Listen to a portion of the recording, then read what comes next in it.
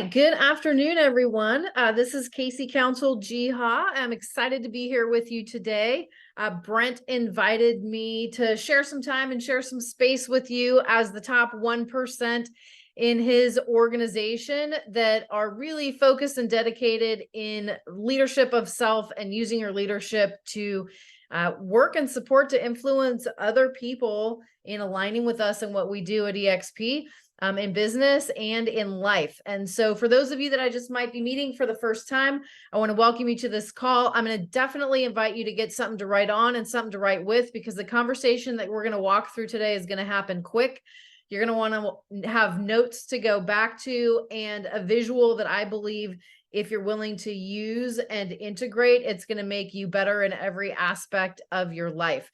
So as we get started, people that know me best would tell you that I am absolutely passionate about transformation. And if you think about what that word actually means, it is changing the experience of, changing the shape of, and going from one thing to the next. So people that are looking to stay the same, stay really comfortable, and not move, grow, or create anything, continue to create the same thing over and over again in the same way, are generally not people that like to be in my energy or space. However, people that are looking to expand, that are looking to grow, that are looking to become better, that are willing to have their perspectives perhaps challenged or looked at in a different way are my people. And so I'm guessing that based on the fact that you're the 1%, though, that would be true for everyone that's here today. So as you grab a piece of paper and something to write with, I'm going to invite you to draw two physical objects. One is a triangle. And as you draw the triangle, have the sides of the triangle be, I would say at least 2 inches on each side of the triangle. We're going to be working with two really powerful shapes today. And what we're going to walk away with is a tool around awareness, and a tool that is going to empower you to be more effective as a leader and allow you to shift literally on a dime in times where you may not be as effective as you know as possible. So on the one hand, you're going to have a triangle that is on the page, again, about 2 inches on each side of the triangle. And then on another part of the page, I want you to draw a circle that is about probably 2 inches in circumference around. And these visuals will be something that you can work with moving forward. There's something that from a cultural aspect, if you integrate this into the conversation of your team, your organization, your significant other, there's multiple applications for the conversation that we're going to have today.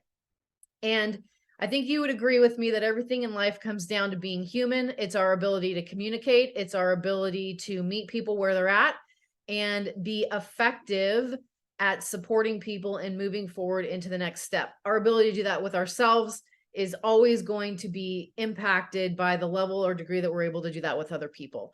So as you look at those two shapes that currently sit on the piece of paper that you have in front of you, the triangle and the circle, we're going to start off with the triangle, and there's 3 different perspectives or ways of operating that we're going to explore today that sit in the triangle. Now, what I want to say before we jump into this is that none of them are right or wrong or good or bad. There's zero judgment in these ways of operating. Every single one of us, including myself, has or does operate in these different ways. I'm going to say that they're not necessarily the most effective, depending on the outcome that we're looking to create at times. However, it's learned behavior over time that when we create a different level of awareness around, we can shift the relationship that we have with it.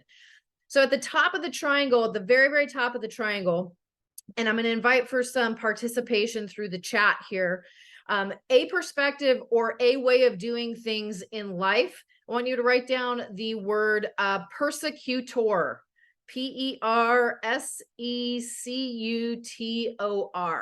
So all of you know what the experience is on the receiving end of somebody who's in persecution. It could be something to the fact of you're being made wrong for your perspective or something that you've done. You're feeling a frustration from another person at you or towards you, an impatience at you or towards you. And it could be even that you feel like you are a child being parented by another adult, right? If you look at persecution in the context of accountability, we say like, oh, accountability is love and accountability is how we grow. But depending on what that accountability conversation looks like, persecution could be part of the accountability experience. And that's why someone may shy away from it. Well, what would that look like? Well, you said you were going to do this and you didn't, and you should have done this instead. Like, nobody wants to be shit on, but that would be an example of how we would use persecution in communication around accountability, right? So when you think about this idea or perspective or way of being that would involve persecution, what would be some of the reasons, and put this in the chat, why, if we know that there's things that are associated with it and we don't like being on the receiving end of that, what would cause someone to operate from that perspective or that come from? Just go ahead and put it in the chat. Like, if somebody like doesn't like being on the receiving end of that, why in the world would they ever do that or behave or be that way? Fear. Yep. Love that. What else? Expectations not met. So disappointment, a misalignment between expectations. Power. Yes. I like to call this the illusion of power or control. They lack skills in how to communicate their thoughts or feelings. Absolutely. In authority, someone said that. Is it possible that someone in persecution is just frustrated with things not getting done? Right? When like, man, I know that I could create this result, and here we're, having this conversation and about results or this big gap. Hurt people. That is another place that persecution can come from. So there's all these different places that can be sourced, from. And it is definitely a way. It could be someone's overworked, overstressed, like whatever. There could have stuff going on in the background. And so where they're feeling frustrated or stuck or overwhelmed, maybe they're taking that out on someone else that has nothing to do with that. And yet that is that energy of persecution. So that's persecutors at the top of the triangle. If we move to the bottom right triangle, part of the triangle, what would be, if there is somebody that is in a position or in an experience where this is the filter they're seeing things through, what would be another? So if there's a persecutor, there's got to be a what? Or somebody in persecution, what would be another role or another perspective that would be alive and well? A victim. Yes. Rebecca, you can take the question mark off the victim part. That would be the answer. So what we are talking about is a victim mentality. What we're not talking about is an experience, right? So an experience where someone is a victim is, oh, I was walking through the crosswalk and a car hit me.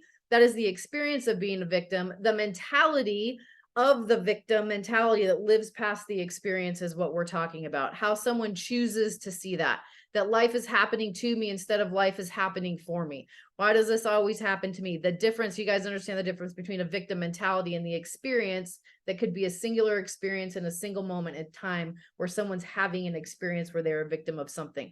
So there's those are two very different things. We're going to focus on the mentality aspect of it. What are some different ways that you would know that someone is in a victim mentality? Maybe you've been in that mentality at times yourself, or have had someone else that you're dealing with that's in that mentality. Poor me. Yeah. What else? And we're going to tie this all into the attraction and recruiting conversation and how to be more effective. Blame. Yes. So if it's someone else's fault, it's not my fault. Therefore, I have no responsibility. That's a fun place to be. Hopelessness, right? In somebody that has a mindset that is in a victim mindset, there's a hopelessness associated with it. Like, it doesn't matter what I do, it's not going to make a difference. And so, I've been here before this number of times, and this is what seems to happen. Now, what are some of the benefits or the payoffs, perceived payoffs, or maybe not even realized payoffs of somebody that's choosing to operate in that mindset? They have company. Yes, because misery loves company. What else? What are some other payoffs? Zero responsibility. Yep. And this is one that it's never their fault. Exactly. So in this one, as well as persecutor, there's this illusion of control. There's an illusion of control, right? If I don't take responsibility, then someone else is going to do that for me. perhaps, or save me from myself.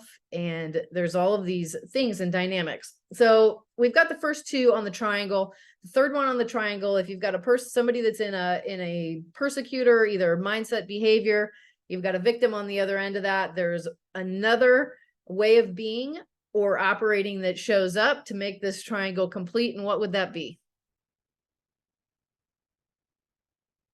A rescuer, yes. Or a savior, yes. Thank you, Stacy, and thank you, Rebecca. Now, this can be a little bit more insidious, right? Because why do most rescuers rescue?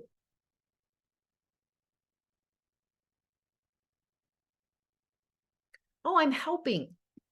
I am helping, right? And there's a difference between helping and rescuing. And yes, the same thing shows up. There can be power or the illusion of control. And a rescue in that instance is taking responsibility for something that's not their responsibility, that's actually a way to control a situation, attempt to control a situation or another person in the context of helping, right? So this can be really subtle and show up in different ways. Now, if we look at all these and they sit in this physical, actual triangle, persecutor at the top, victim in the bottom right corner, and then rescuer in the bottom left corner, there is one thing that all of these have in common, and it is what they are driven by. It's one thing that all three of these ways of operating are driven by. What do you think that one thing is? Self, it's a version of that, yes. Attention, yep, that's an aspect of it. So here's what I want you to write. Avoidance of pain. Yep, that's an aspect of it as well. Here's what I want you to write in the middle of the triangle. I want you to write the word fear. Fear is the driving force that moves someone into one of these three ways of being that is not effective. So let's bring this into a recruiting conversation in a marketplace. Let's say, just bring to mind somebody that you're in this attraction recruiting conversation with. And they have been, let's say you've been in this conversation with them over the course of months, maybe even years. And in the triangle where fear sits, there's always going to be a healthy amount of drama, right? Because those three things are, whether they're self-inflicted, they're being created through circumstances that then become a part of that. There's a certain amount of that going on. And maybe you find yourself in a recruiting or attraction conversation with someone that knows they want to create more for their life, for their business, yet they've been unwilling to change what they're currently doing to create an actual different outcome, right? So if we look at awareness and that awareness before change, to the level that I am aware, the greater my levels of awareness, the greater that my relationship with change will be. So in this recruiting or attraction context, if you've been in the same conversation with someone and they are not physically moving, the question then becomes, okay, there's some kind of fear that's driving them. And if we go one layer deeper, if it's the fear that's driving them, what is the role that they are committed to because of the payoff that they're currently getting? Are they in the role of rescuer in their business? Oh, I love my broker. I could never leave my broker. My broker loves me, right? Are they in a position of victim somewhere where they're getting a payoff?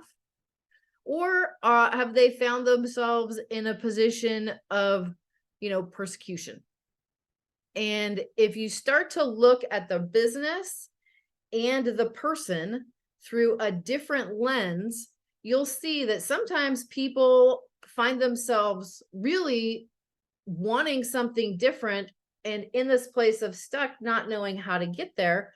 And then you'll find that people will talk. There's other people that will talk about wanting something different, yet their entire identity lives in the triangle.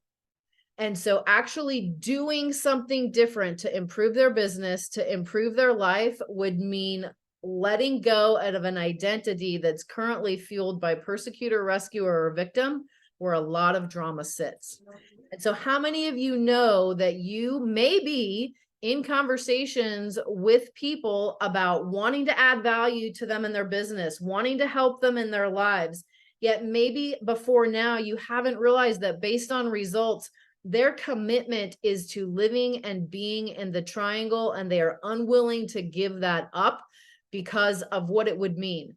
It would mean the possibility of something bigger, of creating a better quality of life, of making a larger impact, of setting their family up in a different way, due to the exposure that would actually happen when they're like, yes, I'm going to do something different, and I'm willing to make those changes to grow, to become better. So often we want to camp out on people because like we so clearly can see, like, oh my goodness, if they were working in collaboration with this group of people within our company and within our community and within our culture and within the platform that's available with EXP, we can clearly connect all of the dots looking from the outside in and see how we can work with them to take their business and their life to the next level. And so because we want it more for them than they may want it for themselves, we can sometimes give a lot of time, attention, and energy on people that what they really are is a next, like next, time to move on, or a not right now, because there's 10 people over here waiting, not even knowing that they're waiting, that if they have that conversation with you about what's actually possible for them in their life and their business, and you help them connect those dots for themselves, they catch the vision, let's go, I'm ready, let's move, right? And this can be something that when we are in the triangle ourselves, coming from a mindset of scarcity, oh, I don't know enough people, I'm going to camp out on someone that's not actually willing to move, willing to grow, willing to learn, willing to change anything, because they're very much in this paradigm over here. Our energies can become depleted, giving our focus where there's someone that's not really actually ready to move, shift, change, or grow. When if we get out of the triangle ourselves into a more abundant thinking of like, who have I not yet met? Who's looking for me, that's looking for me, that don't know they're looking for me, that yet they are, and it's up to me to put myself out there, to make that introduction, or to pick up the phone, or to be at that event. And instead of sitting in my seat where I'm very comfortable listening, when we're on break, to like put myself out there and go make that new connection, right? Because we're coming from a place of abundance versus scarcity ourselves. So we've covered like a very robust area around the triangle that involves fear and how we all show up in these different times, right? And hey, listen, it's going to happen whether you have an awareness around it or not. Sometimes, and for those of you that know Rick and myself, I will know that I'm in a persecutor mentality because I'm frustrated about something and I want to take it out on someone or something. And I know based on my emotional development that that's not a responsible thing to do. So I will say to my husband, listen, I am frustrated, overwhelmed, and I really want to persecute the heck out of whatever because of whatever. And he's like, he'll just say, how long do you want to keep feeling like that? I'm like, at least another hour. And then he'll just be like, okay, great. Well, let's talk in an hour, because it's totally ineffective to have any kind of interaction or communication when I'm in the triangle. I would say the same for you. It's totally ineffective to have any interaction or any communication with someone that is committed to being in the triangle, that you are not going to get anywhere other than a depletion of your own energy and resources by jumping in that pool with someone else. So if the triangle represents all of those things that we can just, fall into, be in, and we're not even aware that we're in, or like maybe we've built an entire identity around the drama and the feelings and all of the rewards we get when we're in those things, even if it's not the most effective, those little short-term dopamine hits. In the circle, I want you to write the words response, RESPONSE, with a hyphen, and then the word able after that. Now, everybody looks at responsible in different ways. Some people have said it's the ability to respond. That's the way that you see it here in the circle, response able. And some people will say, you know, taking 100% responsibility is it doesn't matter what's happened up until right now. What comes next is up to me. So this idea that life's happening for me, it's not happening to me. It doesn't matter, you know, what it is that's happened, it's happening for me. Okay. And responsible, if that's the context or lens I'm going to choose to put on more often than not, then what happened is what happened. It means nothing until I give it a meaning, right? And the meaning that I give that event will dictate my perspective and how I feel about it, right? So it's like why you can have two kids that are raised in the same exact household. For those of you that have siblings, and you'll be like, your sibling had this experience growing up of what it was like to grow up in your household, and you have this experience, and you're like, what house did you grow up in? That is not the house that I grew up in. That's not how it was where I grew up. Well, yeah, it was the same exact stimulus in the outer environment, yet how we interpret and the stories that we create around that will dictate our experience of it and then what we go on to do with it, right? So in the circle where we've got response able, the ability to respond, what happens next is up to me. Life is happening for me, even when it might not be, or it doesn't feel like it is. Like, how could this be happening? Well, this is happening for me. How is it happening for me? This is a perspective to choose to take on. And this is where abundance sits. This is where hope sits. This is where possibility sits. And this is where freedom sits, right? In the triangle, it's an anchor. In the circle, it is freedom. In the circle, right below the words response able, I want you to write the word love. Nobody here is probably foreign to the idea of fear and love and the differences in those. But when we look at the triangle and the circle and those two different contexts or ways of operating, we can really start to have a different level of awareness around what's going on for ourselves and how we regulate our self-talk, our energy, how we lead ourselves, and then help us meet someone else where they're at. Now, for somebody that is fully committed to living in the triangle, like giving them and sharing this information around what it's like to be in a persecution or victim or rescuer mentality or behavior, it's probably going to irritate the heck out of them because they do not want to change, because the payoffs of being in those perspectives and behaviors, like this is, I built my entire life and business and identity around this, and this is the only way I know how to be, and I'm not giving it up, right? Yet for somebody who may have those nuances or have that going on, that's like, man, I really know that more is possible. I really know that for things to change, I've got to change. For things to be better, I've got to be better. And what is there for me to learn? Who is there for me to meet? What else is possible? And you start to introduce this kind of concept idea to that person. Now you've got somebody in a growth mindset that's a mover and shaker and willing to, like, really wanting to do that. So when we look at everything that comes to building an organization, attracting an agent into your organization, and then you have different people in your organization, you're a leader of self. You want other people that are leaders of selves, yet are you leading, or are you in the triangle rescuing somewhere?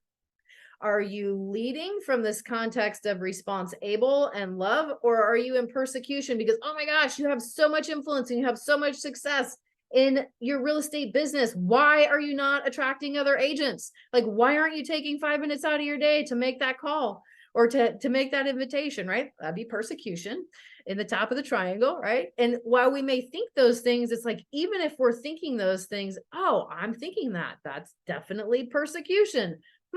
I'm in the triangle. How am I in the triangle? Well, I'm coming from fear. What am I coming from fear about? Well, there's scarcity behind that. Well, what's the scarcity? I want to be growing faster. I want our group to be growing faster and doing, more than it's doing. I know we can do so much more, right? And so this awareness of being like, everything starts with me, right? Not me. It starts with me, for me. And for you, it starts with you. And so if you become dedicated to your awareness around, if you're in the triangle and the circle at any moment in time, what could the impact of that be as you're working with people? Are you going to give your time, attention, and energy to in the places that are going to be the most effective? Or are you going to continue to give it in places where there's a dead end that you're wanting to make someone or something different than it actually is or ready to be at that moment in time? And how do you keep moving and working and shifting and growing? I mean, here's the truth. Imagine if this conversation was one that with you, like, hey, everybody's going to run in and out of all of these ways of operating. So for Rick and myself, like, here's what we do in our house. There's ways that in a charged situation in the triangle, saying just the wrong thing in just the wrong way can send that energy right through the roof, right? And we don't need to go in examples of what that could be. We all can see how that could happen. However, what if one of us was in the triangle, like in a really charged situation of sorts, and the other one just said, gosh, hun,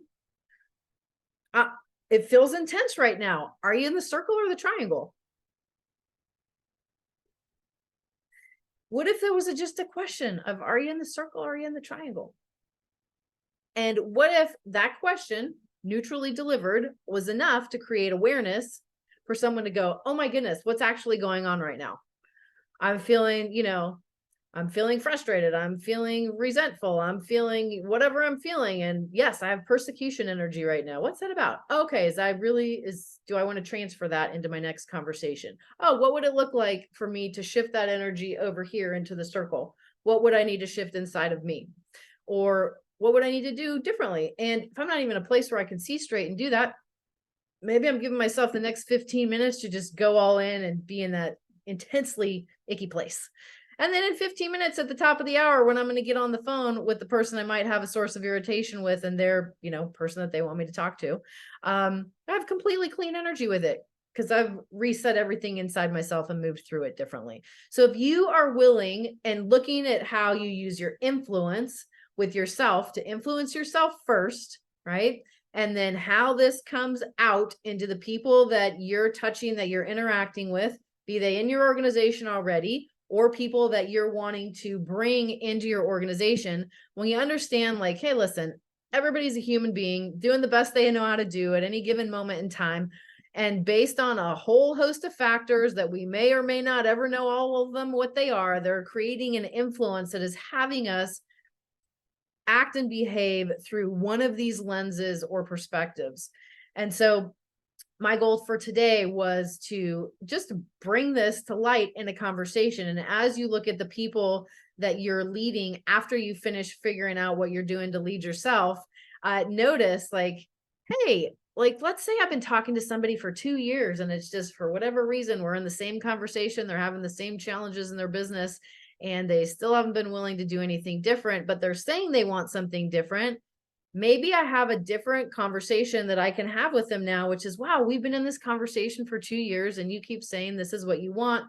And yet this is what you have. So, out of curiosity, is that really what you want? Or do you want to keep what you actually have? Because for 2 years, we've been having this conversation and I'm okay either way. If you are going to keep what you already have, you already know how to do that. And there's not really anything I can do to help or support you in that way. However, you've been saying that this is what you want.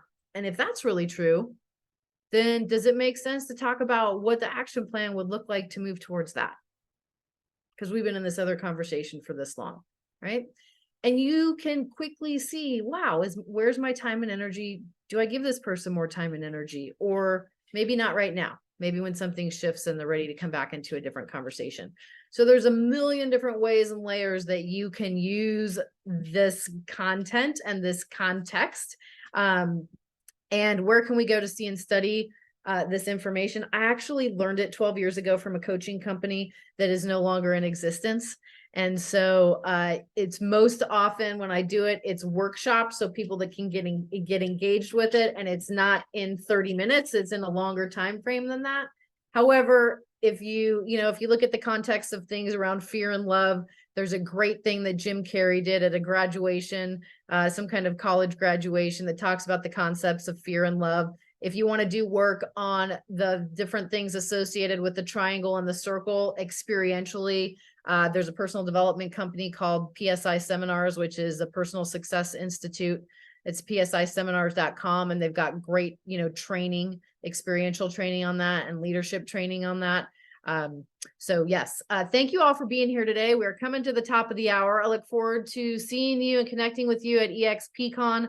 I know we're in for an incredible event coming up in 2 weeks. And I know on behalf of Brent, I will say that you are appreciated who you are as an individual.